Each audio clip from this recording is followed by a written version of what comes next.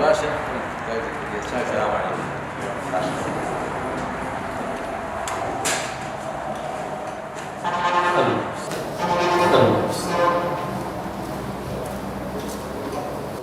شونش مباركة يكون ذلك.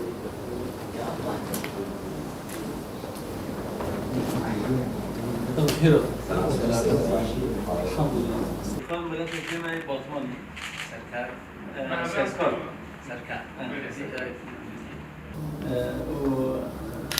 كيف حسين أوجي بركز علاقاتي ما يدربي جديد سلوك يشتي لي يصيرنا ملك إن شاء الله كارك مش حالي إن شاء الله.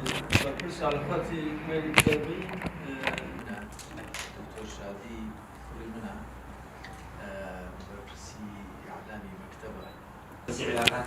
علاقات إما أم نرد خبر جانا من تقدير الهيشي أو جبوا كاريوان المراقبة كاريوان مؤسسات أجل يقولون أجل يقولون هذه كروجال مدة أو كنا كاريما شغل ما زول عند الشيء هذا 500 كيلومتر مسافة. ثلاثة كرسي 6 كرسي. يكشف بله مجلس الوحدات شكرا دانني أزبي قانون أزبي وقيد الكوشمان بيك هذا شيء. إيه أو كذا يقول تقاول من الإيواجي يجلس. أبيش جلال. يجي أو كذا يقول يعرفوا في الوقت ده أو طلبة كذا. ما تقديم تاكل. بل تقديم طبعا. أجي بعصار كنا قارئ قوس الرواية بالتربية راسه اليوم مثل الشيء أجي تكمل. يزازلي. بلا جلال. أو سيها. يقول تقاول من الإيواجي يجلس. أبيش جلال. يجي ما تقديم تاكل. بل تقديم برلمان كذا. سعود شمال بس تخرج بيبقى سنكي باينه ده جواب اگر چند بیر ما چند کلمه بگم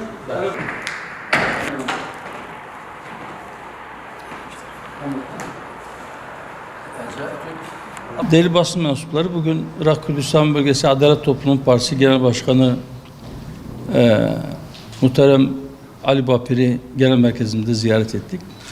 Ben huzurlarınızda kendisine ve heyetine tekrar hoş geldiniz diyorum. Bu nazik ziyaretleri için teşekkür ediyorum. Rima Kürdistan'a Irak Seroki Gişti Parti Komara Dazgeri Kürdistan'a Irak برئیس ماموستا علی باپیر ایرو سردانی مکر سپاسیا خواه پیشکشی و حیاتا بیدکم و گلک بخیراتن و سرچواتن حاطنا ببا وسیله خیر خوشی انشالله ببا وسیله دانستاندن نبینا هداپار و کمالی دادگری کردستان عراق انشالله و هر خورتر ببا و پیشکوه و گرمتر ببا دانستاندنما ونجد بخيرة أفرم مصر. بسم الله الرحمن الرحيم. إمال ضمني أو سفرمان ذاك كرد معنا مزارع بو تركيا دوسيا روج لديار بكر ماينة ودوسيا روج لأنقرين أمرو سرداني بارقاي مركزي هدا بارمان كرد وجنابي ماموسا زكريا سيدة زكريا مان بيني لەگەڵ هەندێک لە پەرلەمانتارەکانیان بەڕاستی من دڵخۆش بووم و پیرۆزباییشم لێکردن بەو بنکە جوانە و بارەگا جوانە کە هی خۆیانە کردویانەتەوە و ئومێدەوارم کە هوداپار ڕۆژ بە ڕۆژ زیاتر گەشە بکە بەرەو پێشەوە بچێ چونکە خەڵکی کوردستانی باکوور زۆر پێویستیان هەیە بەو ناسنامەی کە هوداپار هەڵی گرتووە کە ناسنامەی ئیسلامەتیە و ئیسلام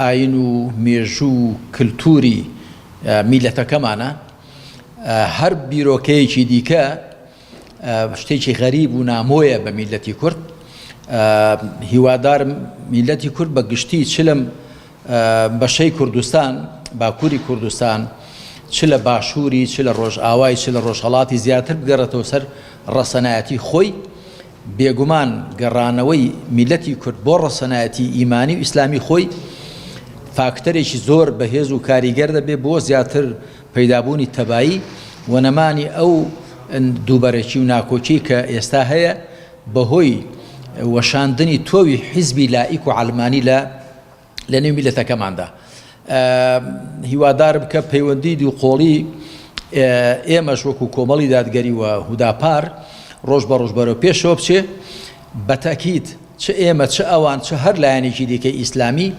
ناتوانێت جگە لە دڵسۆزی بۆ خەڵک شتێکی دیکەی هەبێ چونکە پێغەمبەران سەڵات و سەلامی خوایان لەسەر بێ خوا وای پێناسە کردوون دەفەرمێ بە پێغەمبەری خاتم دەفەرمە ئەرسەلناکە ئیلا ڕەحمەتەن للعالەمین هەروەها دەفەرمێ هودە للناس قورئان هیدایەتە بۆ هەموو خەڵک و پێغەمبەر عەلەیهی السەڵات وسەلام ڕەحمەتە بۆ هەموو مرۆڤایەتی و پێغەمبەران عەلەیهیم السەڵات وسەلام وا خۆیان پێناسە کردو ئینی لەکم ناصح ئەمین ناصحی واتە دڵسۆز بە خەمەوە بوو مشورخۆر ئێمەش کە لە ئیسلامەوە سەرچاوە دەگرین بە تەکید جگە لە دڵسۆزیمان پێ نییە بۆ خەڵک و میلەتەکەی ئێمەش زۆر پێویستی هەیە بەوە کە هەوێنی برایەتی و تەبایی و ئاشتی زیاتر لە نێودا هەبێ و ئومێدیشم وایە کە جەنابی سەیدا زەکەریا لە نێو وەفدی دانووسانکاری ئەو پرۆسی ئاشتەواییشدایە ئەو پرۆسی ئاشتەوایی لە باکووری کوردستان لە نێوانی دەوڵەت و پەکەکە دەستی پێکردووە هیوادارم ئەو پرۆسی ئاشتەواییەش بە ئەنجام بگا و هەردوو گلا زیاتر لە یەکدی بێنە پێش و بەدگومانی فڕێدەن متمانە بە یەکدی پەیداکەن خەڵکی تورکیا بەگشتی بە کورد و تورک و میلەتەکانی دیکەش زۆر پێویستی بۆ پرۆسەیە هەیە کە سەروبەر بگرێ و هیوادارم لە شوێنەکانی دیکەش لە ڕۆژاوای کوردستان لە ڕۆژهەڵاتیشی هەروە لە باشووریش هەمومان زیاتر بیرکەین لە خاڵە هاوبەشەکان خوای پەروەردگار دەفەرمێ قل یا ئەهل الكتاب تعالوا إلى كلمة سواء بيننا وبينكم ئەی خاوەن کتێبەکان وەرن بۆ وشەیەکە هاوبەشە ئێمە دەبێت لەگەڵ غەیری خۆشماندا واتە ناموسڵمانانیشدا بۆ خاڵی هاوبەش بگەڕێین چ جای لە نێو خۆماندا جارێک کەژەمە سوپاسی سەیدا زەکەریا و هەواڵەکانی دەکەین کە پێشوازیشی گەرم و گوڕیان لێکردین خوا بەرەکەتی زیاتریان بەسەردا بڕێژێ سەلام عەلەیکم وەڕەحمەت الله تمام زۆر خێر جەسەد مەمنون